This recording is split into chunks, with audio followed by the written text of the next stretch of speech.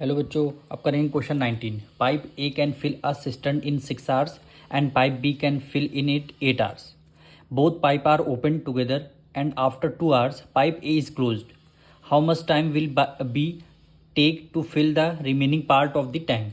कह रहा है एक पाइप ए है अपने टैंक को 6 hour में फिल करता है, एक पाइप बी है अपने टैंक को 8 hours में फिल करता है. दोनों पाइप एक साथ वर्क करते हैं आफ्टर 2 hours, यानी दोनों पाइप 2 hours तक वर्क करते हैं और 2 घंटे बाद पाइप ए बंद हो जाता है, यानी pipe A is closed.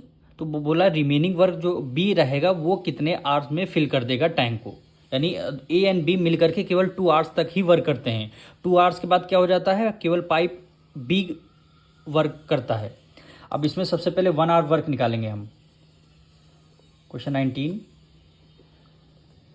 Pipe A 1 hour work.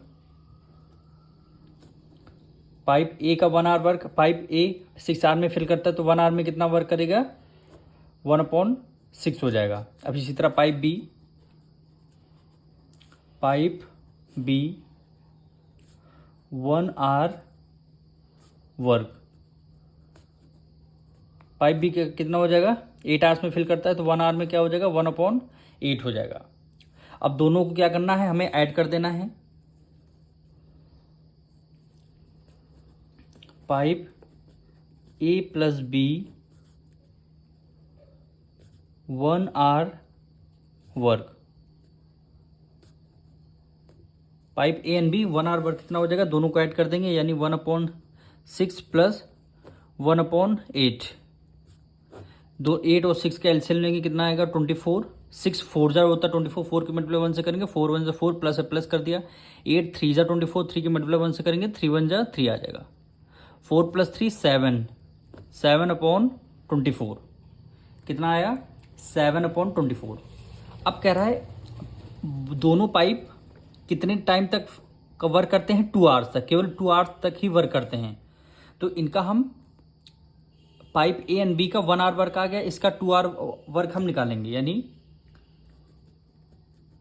Pipe A plus B 1 hour work तो हमने निकाल ही गया. ओ क्वेश्चन में कह रहा है 2 hours तक वर्क करते हैं, तो हम निकालेंगे 2 hour वर्क.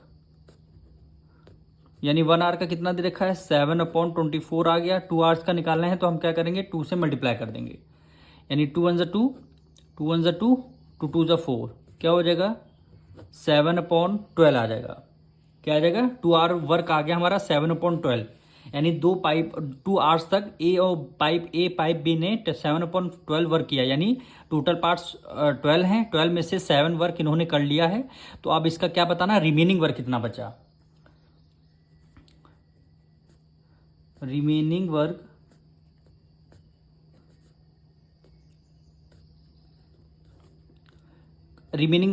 वर्क ये आपका करेगा कौन, क्योंकि पाइप ए क्लोज हो गया था, अब पाइप बी वर्क करेगा. Remaining work to be finished